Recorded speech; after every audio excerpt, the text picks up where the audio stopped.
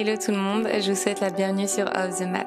Si vous découvrez aujourd'hui mon podcast, je suis Marine, professeure de yoga, et je partage ici mes expériences de vie pour qu'ensemble, nous avancions vers l'équilibre et l'épanouissement personnel.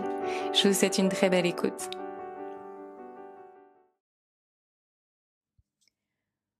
On m'a récemment posé cette question, et c'est d'ailleurs une question que je reçois assez souvent.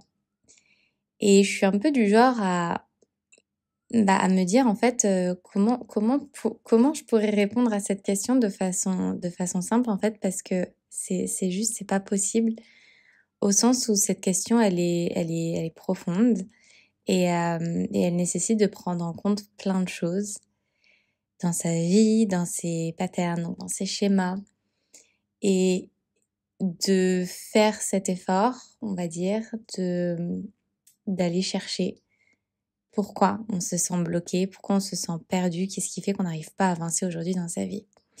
Aujourd'hui, je me suis dit que j'allais prendre cette question et que j'allais y répondre dans un épisode de podcast parce que c'est vraiment l'endroit parfait pour ça, pour pouvoir développer ces réponses à des questions que je reçois régulièrement.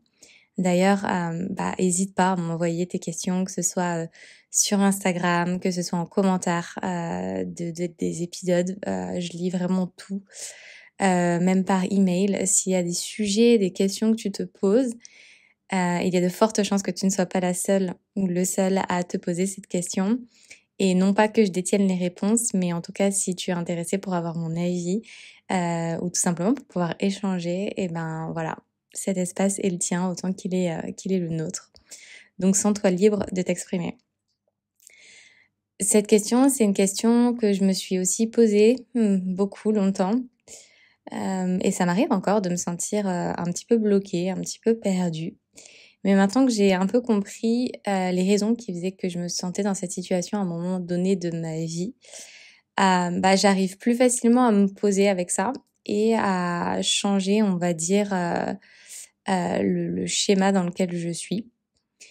Je dirais qu'il y a trois grandes raisons que je vais un petit peu expliquer ici, qui font que tu peux te sentir bloqué dans ta vie. La première raison, c'est d'être bloqué, de se concentrer de façon vraiment excessive sur des choses qui sont hors de ton contrôle. Des choses qui peuvent générer des émotions qui sont fortes et qui peuvent de ce fait te faire te sentir en fait impuissant, impuissante. Quand on se bloque en fait, quand on bloque son attention sur des choses qui sont complètement en dehors de notre contrôle, il y a zéro chance pour qu'à un moment on se sente en sécurité dans ce schéma de pensée-là, dans cet environnement finalement émotionnel et énergétique qu'on est en train de se créer.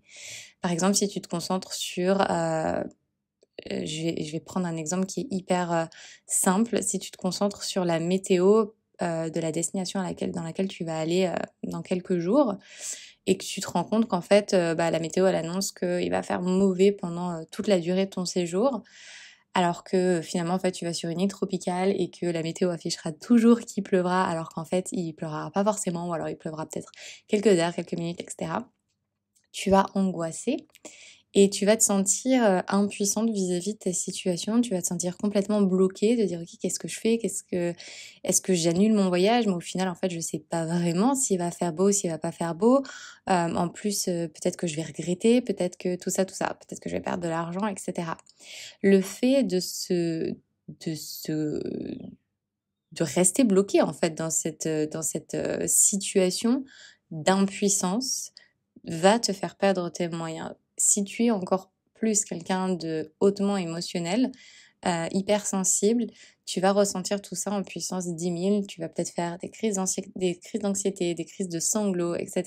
Tu vas avoir finalement un peu de mal à gérer tes émotions. Quand on se retrouve dans cette situation où finalement on porte toute son attention, toutes ses attentes sur quelque chose qui est absolument pas dans notre portée, forcément, on va se sentir bloqué et on va sentir qu'on n'avance juste pas dans la bonne direction, qu'on sait juste pas quelle décision prendre et quelle direction prendre. La deuxième raison qui peut faire que tu te sens bloqué dans ta vie, C'est si tu fais une fixette sur ce que tu n'as pas versus savourer et apprécier tout ce que tu as à cet instant présent. Quand tu portes ton attention sur ce que tu n'as pas, donc finalement sur la partie vide de ton contenant, tu vas avoir la sensation de manquer en permanence et tu vas avoir la sensation de dépendre de choses qui sont externes à toi pour être heureuse.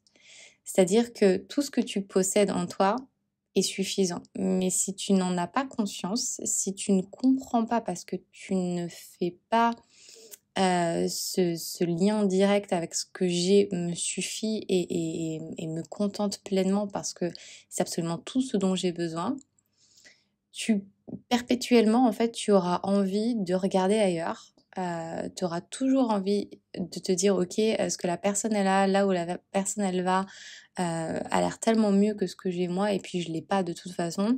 Donc dès lors que j'ai pas ça, il me manque quelque chose». Et c'est en fait, c'est de la même manière que la raison numéro 1, en fait, c'est un cycle qui est infini. C'est un cycle qui va se répéter en permanence parce qu'il y aura toujours quelque chose que tu n'auras pas, il y aura toujours quelque chose que tu désireras, et il y aura toujours quelque chose que tu voudras parce que tu estimeras que tu ne l'as pas. Le yoga, c'est vraiment quelque chose qui m'a appris à me à retourner en fait mon attention vers ce que j'avais. Le yoga, il te dit: «OK, en fait, prends un instant, ralentis et regarde ce que tu as en fait. Regarde qui tu es et regarde la vie que tu es en train de mener. Pourquoi tu aspires à quelque chose que cette personne a? Quelle est la blessure sous-jacente de ce désir? Qu'est-ce que tu auras finalement de plus lorsque tu obtiendras cette chose, lorsque tu posséderas cette chose? Est-ce que finalement tu te sentiras plus suffisant, suffisante? Est-ce que tu auras la sensation que à partir du moment où tu as ça, tu seras heureux et heureuse et ce bonheur sera incassable? Ou finalement, une fois que tu auras atteint cet objectif-là, est-ce que tu ne seras pas dans une quête nouvelle de quelque chose d'autre? C'est généralement ce qui se passe. Parce qu'encore une fois, dès lors que le mental est programmé de cette manière, à se dire OK, en fait, moi je regarde juste ce que j'ai pas et pas du tout ce que j'ai. J'arrive pas de toute façon à avoir conscience que ce que j'ai a de la valeur ou en tout cas est suffisant. Alors perpétuellement, tu seras dans cette recherche de la solution, on va dire, extérieure. Et la troisième raison qui peut faire que tu te sens bloqué aujourd'hui dans ta vie, c'est si tu continues de ressasser le passé ou de t'inquiéter par rapport à ce qui va pouvoir se passer dans le futur. Parce que lorsque tu vis dans le passé ou que tu vis dans le futur, tu t'empêches complètement d'être dans ce moment présent. Et c'est dans cet instant présent que tu peux faire la différence. C'est dans cet instant présent que tu peux jouer pour justement construire ton futur. Et ces 3 points finalement, ils se rejoignent et rejoignent cette conclusion de, hem, à l'instant T, à cette seconde près, qu'est-ce que tu as?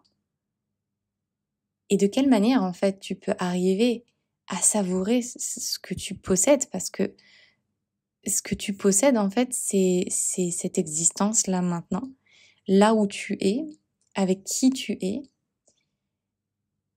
Et un peu ce truc moi que je perçois énormément dans les générations, les plus anciennes générations, on va dire.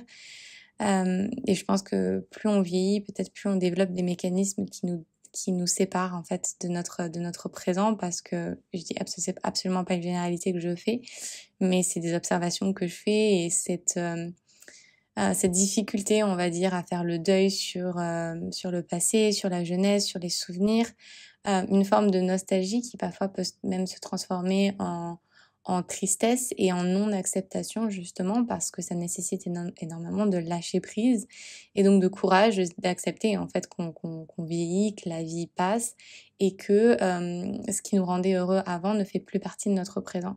Évidemment, le yoga nous enseigne à voir ce présent à chaque instant et à trouver en fait cette lumière et cette beauté qui existe dans notre présent.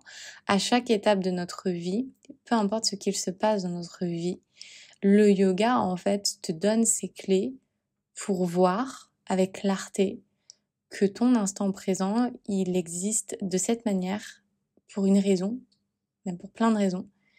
Et si tu es ici et maintenant, c'est parce que tu es censé être ici et maintenant.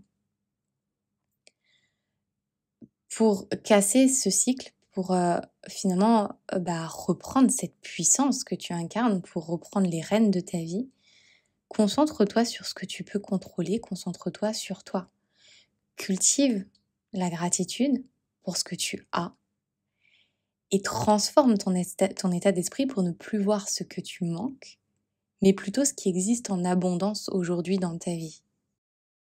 Ça signifie aussi de pratiquer la pleine conscience pour que tu sois pleinement ancré dans l'instant présent, parce que c'est dans cet instant présent que réside ton potentiel et réside vraiment ton pouvoir le plus grand et le plus puissant. Lorsque tu es pleinement dans cet état de présence, c'est là en fait que tu vas pouvoir vraiment utiliser l'intégralité de tes capacités pour créer, pour monter en puissance, pour suivre ton dharma, pour créer des projets, aller dans des directions qui sont les tiennes.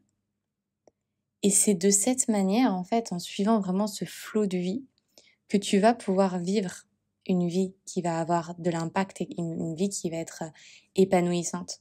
Je l'observe, je le vois, des personnes que j'avais pu croiser sur mon chemin qui étaient dans une direction qu'elles avaient suivie parce que elles avaient été inspirées par X ou par Y et qui n'ont pas forcément, je dis pas qu'ont échoué, mais en tout cas qui n'étaient pas dans cette abondance dans laquelle elles sont actuellement, dans cette pleine puissance, et qui, à un moment donné, ont trouvé, je dirais pas que c'est du hasard, je dirais pas que c'est de la coïncidence, c'est une chose en a amené une autre, mais qui ont trouvé finalement, je sais pas si c'est cette niche, mais en tout cas, cette place qui leur est attribuée, cette place qui est la leur, et dans laquelle, finalement, elles s'épanouissent pleinement et c'est là qu'elles ont du réel succès. Et je pense que ce succès, il devrait être, j'ai envie de dire, sans effort. Sans effort, ça veut pas dire qu'il ne faut pas travailler pour, ça veut pas dire qu'il ne faut pas avoir peur à un moment, qu'il faut pas se sentir déstabilisé, pas du tout. Ça veut dire que dès lors que tu vas mettre en place toutes les actions, tous les efforts pour pour réussir, on va dire, dans cette place, ça fonctionnera. Ça fonctionnera parce que tu es exactement là où tu es censé être, que tu as toutes les capacités, toutes les compétences nécessaires pour réussir dans cette direction. Je le vois avec les réseaux sociaux notamment, il y a cette jeunesse qu'on a tous à un moment donné, et la jeunesse, elle n'est pas liée forcément à un chiffre, à un âge en particulier. Elle est plus liée à, ok, là, je suis en quête, je suis dans une phase de ma vie où je suis en quête, je me cherche, je sens que la vie que j'ai menée ces dernières années, en fait, elle n'est plus la vie en fait que je souhaite. Et là, je me sens un petit peu perdue, du coup, je vais un peu trouver quelqu'un ou plusieurs personnes qui vont m'inspirer et je vais un petit peu faire un genre de copier-coller. Là encore, je tire un genre de brouillon un petit peu vulgarisé, mais c'est un petit peu ça. Ok, cette personne, elle m'inspire. Je sens que je suis tirée énergétiquement par cette personne dans cette direction-là. Du coup, cette vie-là, finalement, qui m'inspire, c'est ce que j'ai pas et c'est ce à quoi j'aspire. C'est ce que j'ai expliqué justement dans cette raison 2 de quand on se sent bloqué. Donc finalement, je vais essayer de reproduire ce que quelqu'un d'autre fait. Mais très rapidement, en fait, quand on suit ce processus-là, on va se sentir bloqué. L'idée, c'est d'avoir suffisamment de recul, d'avoir suffisamment de clarté à un moment donné sur ce chemin pour se dire, OK, là, en fait, je sens que ça fonctionne pas. Je sens que je me sens bloquée, tout simplement, et que potentiellement, en fait, tu n'es pas complètement excité, passionné par ce que tu es en train de faire, tout simplement parce que tu es en train de reproduire un chemin qui te semblait inspirant et qui te semblait pouvoir être le tien. Dès lors qu'on sera dans un chemin, on va dire, non singulier, non individuel, propre à toi-même, tu vas très rapidement y trouver ta limite.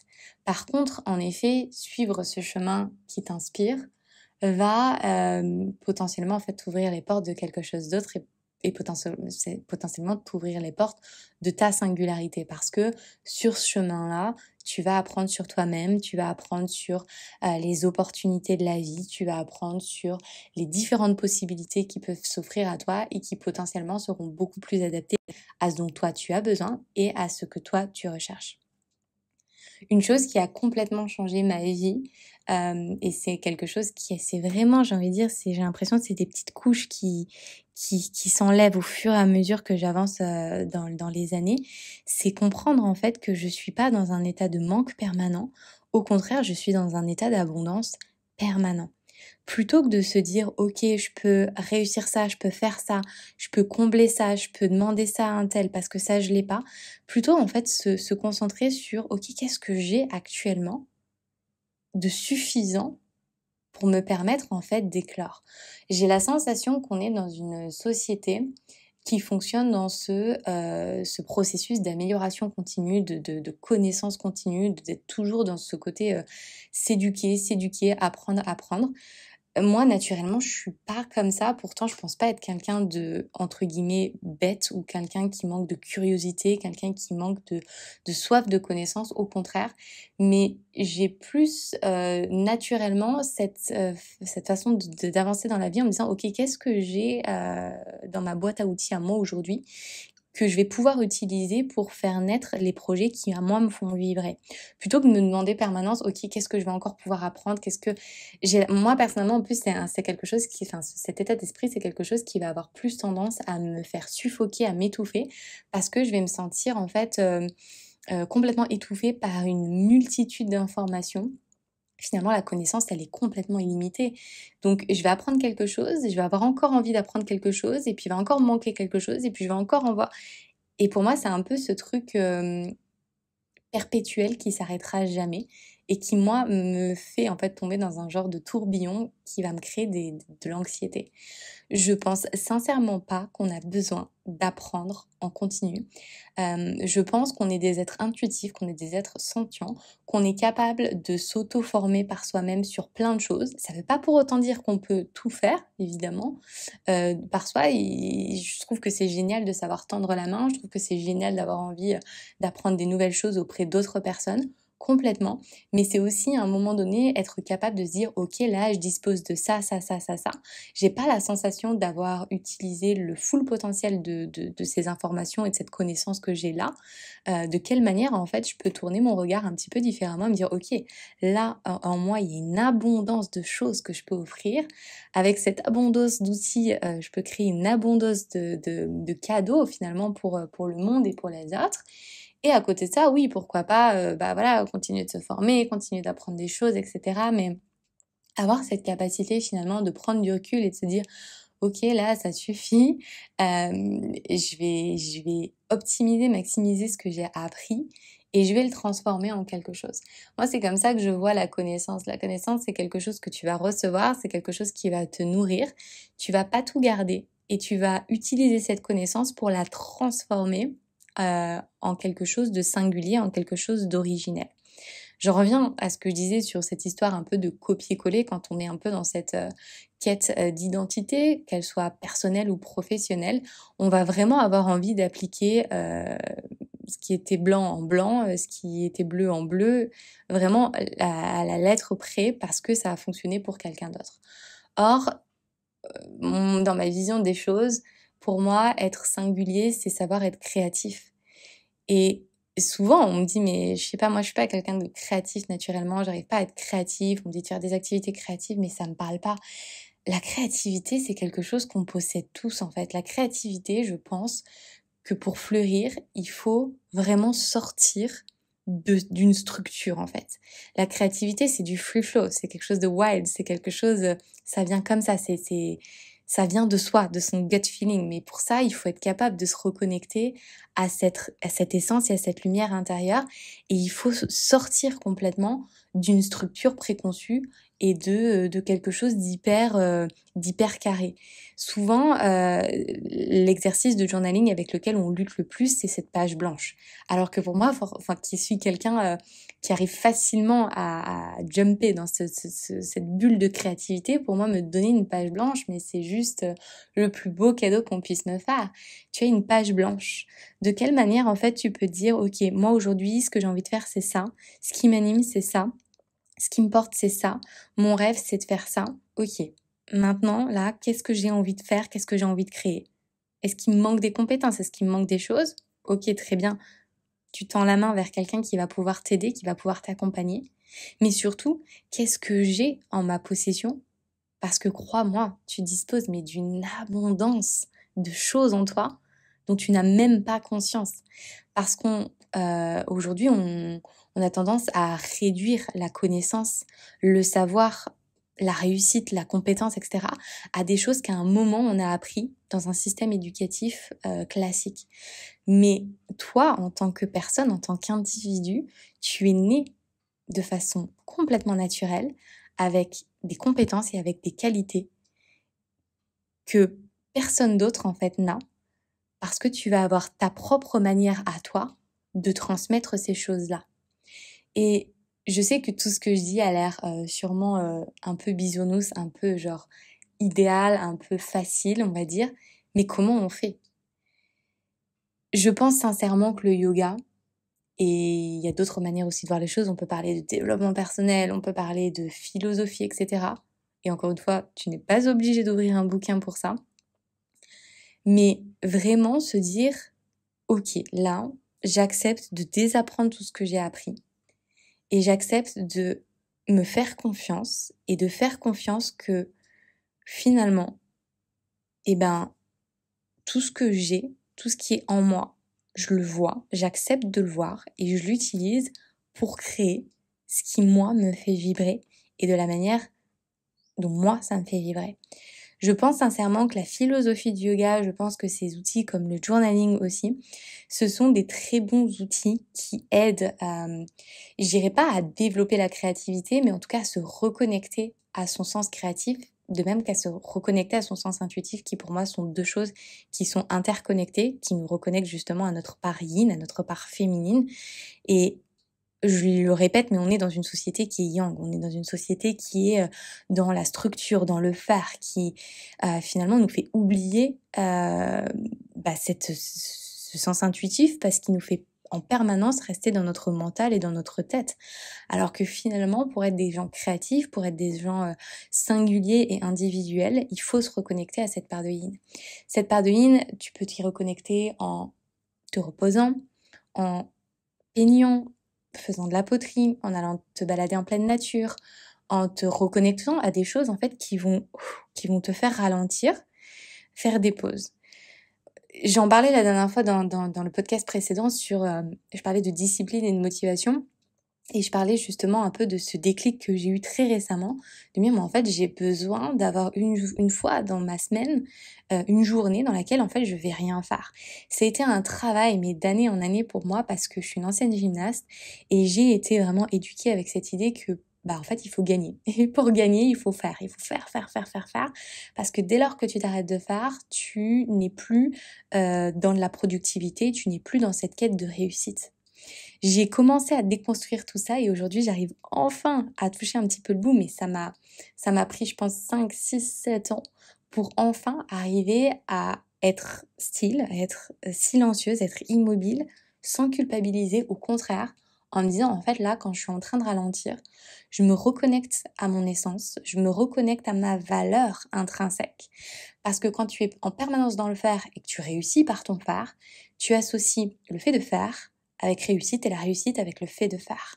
Alors que quand tu arrêtes de faire, tu réussis tout autant et tu es autant capable et tu mérites tout autant. C'est important d'avoir finalement cette discipline, entre guillemets, de s'imposer ces moments de calme pour se reconnecter à cette polarité-là.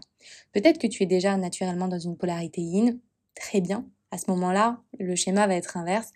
comment tu peux te reconnecter justement à une part de yang et avoir un petit peu plus de discipline et de structure. Pour ça, je t'invite à écouter l'autre épisode sur la discipline et la motivation. Mais si tu es quelqu'un comme moi qui est beaucoup plus naturellement dans son yang, mets en place des routines quotidiennes, hebdomadaires, change ta manière de vivre, change ta structure dans tes journées, dans tes semaines, pour incorporer beaucoup plus de yin, parce que c'est uniquement de cette manière-là que tu vas pouvoir ralentir et que tu vas pouvoir te reconnecter à ton essence. Et c'est dans ces moments de clarté, d'immobilité, de silence, que tu vas pouvoir te reconnecter à cette abondance, tu vas pouvoir voir et tu vas pouvoir potentialiser cette abondance qui réside en toi pour débloquer cette situation dans laquelle tu te trouves. Quand on dit que les réponses se trouvent déjà en toi, c'est une réalité. Les réponses, elles se trouvent déjà en toi. J'espère que ces mots résonneront en vous et qu'ils vous inspireront dans votre chemin de vie. Si cet épisode vous a plu, n'hésitez pas à écouter le reste de la playlist et à rejoindre dès aujourd'hui Luna, une communauté bienveillante que j'ai à cœur de guider chaque semaine vers le bien-être et la pensée positive au travers de mots doux inspirants. Encore merci pour votre écoute et je vous dis à très vite.